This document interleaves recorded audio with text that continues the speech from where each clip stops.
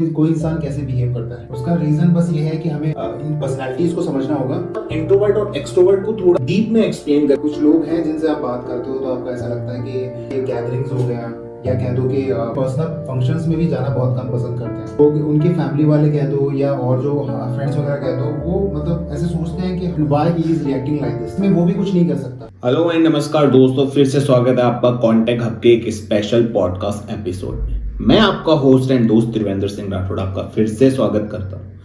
और आज जो हमारी पॉडकास्ट की सीरीज है ये होने वाली है 16 पर्सनैलिटीज के बारे में। हमारी जो पर्सनैलिटीज होती हैं वो अलग अलग टाइप की होती हैं। हमने नॉर्मली सुना होगा इंट्रोवर्ट, एक्सट्रोवर्ट, बट और भी कई पर्सनैलिटीज होती है। और ये पर्सनैलिटीज हमारी डे टू डे लाइफ में लोगों को जज करने में, उनसे ऑफिस का बात करें तो उनसे काम करवाने में, उनमें काम में आती हैं। तो इसलिए आपके लिए सीरीज हेल्पफुल होने वाली है।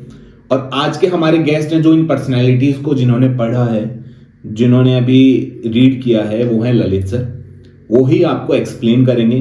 वो आज हमारे गेस्ट हैं, वो ही बताएंगे और इस सीरीज को हम आगे तक रखेंगे। तो चलिए शुरू करते हैं। कॉफी का मग हाथ में ले लीजिए। हाँ, एक बात और, हेडफोन जरूर लगा लीजिए।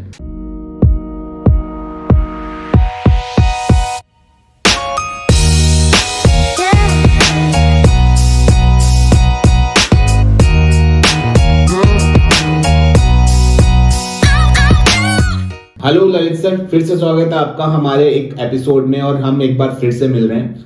तो हम शुरू करते हैं आज के एपिसोड को। तो ललित सर, आप एक्सप्लेन करने वाले हैं 16 पर्सनैलिटीज को, हमारी जो सीरीज आ रही है। सबसे पहले मैं ये जानना चाहूंगा कि ये जो 16 पर्सनैलिटीज हैं, इनको डेवलप किसने किया, इनको रीड किसने किया, लोगों को इनको मतलब बोला जाए तो वर्ल्ड में सामने कैसे कौन लेकर आया इन 16 पर्सनैलिटीज को, उसके बारे में थोड़ा एक्सप्लेन कर दीजिए।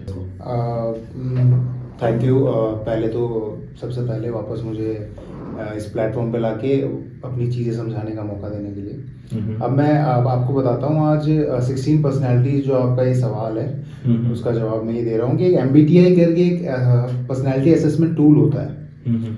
तो उसका अगर मैं फुल फॉर्म बताऊँ आपको तो हो गया मायर्स ब्रिग्स टाइप इंडिकेटर।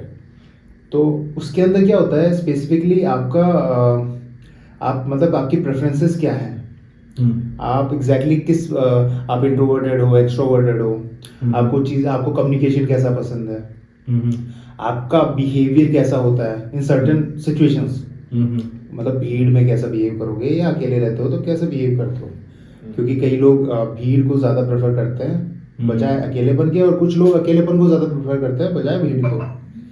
अब अगर मैं एक चीज़ बताऊँ आपको अबाउट के इसको मतलब डेवलप किसने किया और ये आइडिया किसके था, तो आइडिया तो देखो ये कार्ल जूंग का आइडिया था, जो कि साइकेट्रिस्ट थे फ्रॉम न्यूजीलैंड।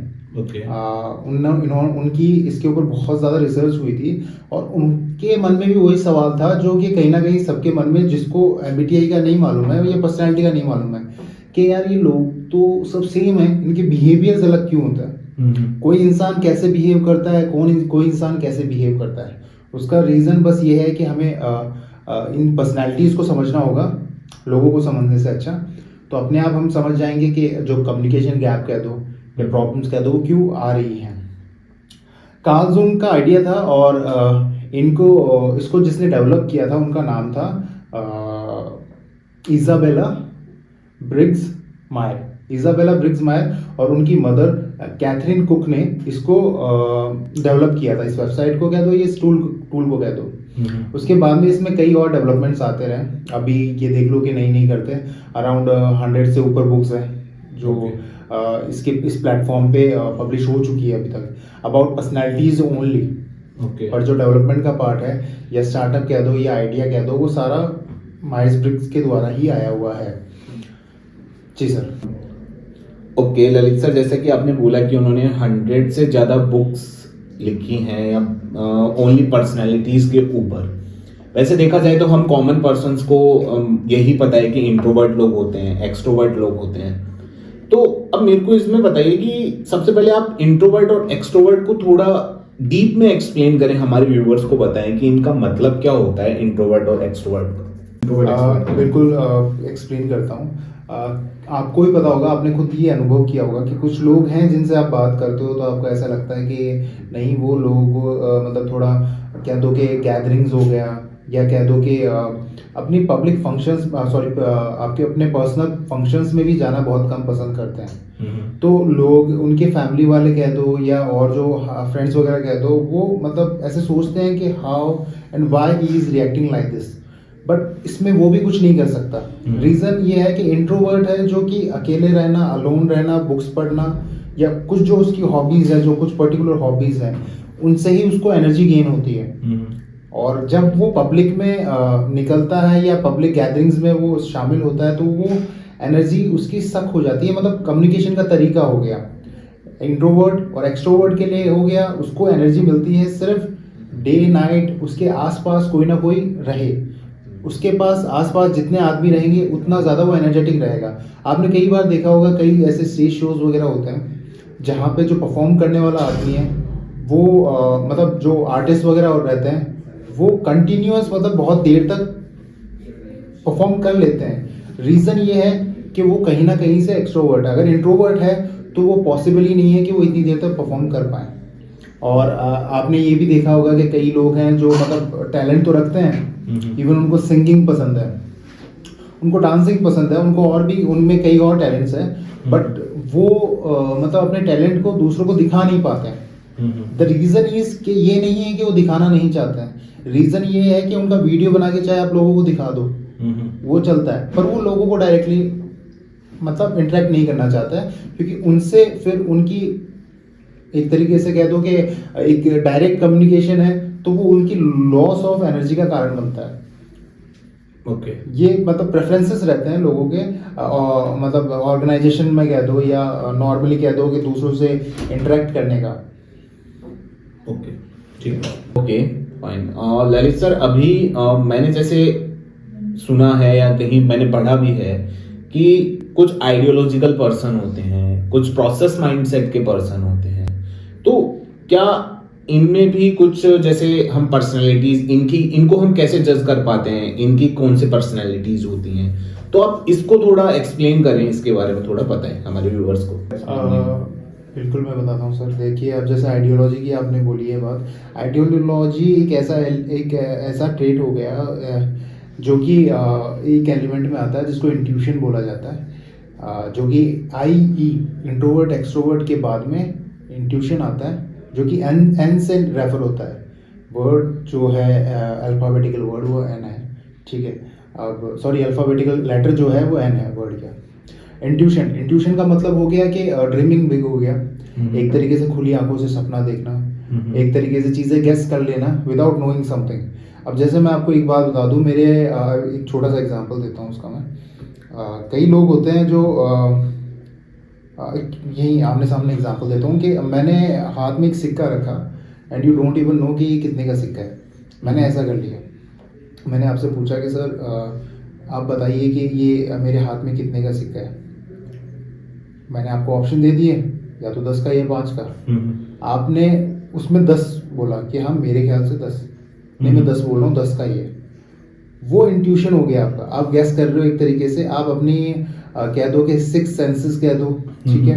आपके पास में कोई लॉजिकल एक्सप्लेनेशन नहीं है, आपने उसको 10 बोला क्यों, आप उसको एक्सप्लेन नहीं कर सकते, बट आपका जो गट फीलिंग आई, आपने उसको वो 10 बोल दिया। और इवन कई बार ऐसा होता है, इवन नहीं, अगर कोई ऑर्गेनाइजेशनल कह दो या पर्सनल कह दो, प्रोफेशनल या पर्सनल कह दो, कोई भी डिसीजन जो होते हैं ना, वो 90% डिसीजंस सिर्फ इंट्यूशन के बदौलत ही लिए जाते हैं।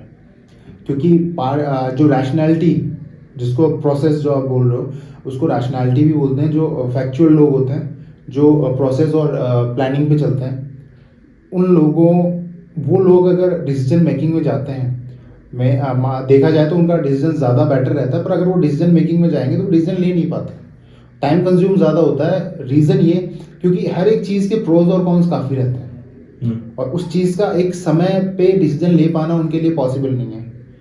इसलिए ज़्यादातर डिसीजन जो कि ऑर्गेनाइजेशन लेवल कह दो या पर्सनल लेवल कह दो, सारे इंट्यूशन के बदौलत ही लिए जाते हैं।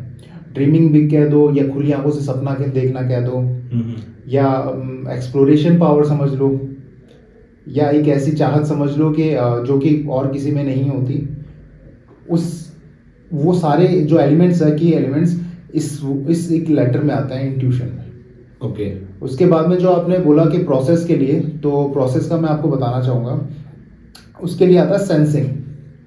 इंट्यूशन के बाद में आता है सेंसिंग। सेंसिंग एक तरीके से ये एलिमेंट हो गया कि जो लोग ये ट्रेट उन लोगों में होती है जो लोग लिस्ट की भी लिस्ट बनाते हैं। इंट्यूशन वाले लोग बहुत कम ऐसे होते हैं जो कि अगर उनको कहीं पे जाना है तो वो स्पॉन्टेनियस होते हैं, मतलब उनको एकदम से ऐसे विचार आता है यार नहीं चलते हैं यार। पर कभी भी जो सेंसिंग पार्ट वाला आदमी है, जो वो कभी भी ऐसे एकदम से स्पॉन्टेनियसली कोई भी डिसीजन नहीं लेता है। वो बिना सोचे विचारे, बिना कोई प्लानिंग किए कोई डिसीजन नहीं लेता है, इसीलिए वो सेंसिंग पार्ट में आता है। ओके, ठीक है।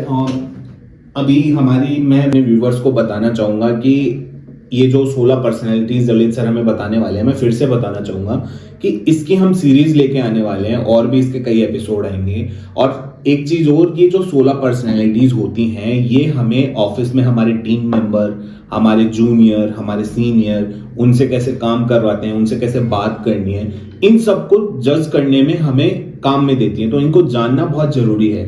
तो ये सीरीज आपके लिए ही है और आप इसको जरूर देखें, इसको शेयर करें लोगों के साथ, और ये एपिसोड आते ही रहेंगे। ललित सर हमारे साथ इसको शेयर करते रहेंगे। तो ललित सर थैंक यू फिर से, और हम इसको आगे कंटिन्यू रखेंगे। ठीक है sir, thank you Trivendra sir once again मेरे को वापस यहाँ बुलाने का। और हाँ, जैसे आपने बोला, हर एक पर्सनैलिटीज पे हम कुछ ना कुछ वीडियोस बनाते रहेंगे, बताते रहेंगे साइकोलॉजी और 16 पर्सनैलिटीज़ को आगे एक्सप्लेन करते रहेंगे। Thank you and bye.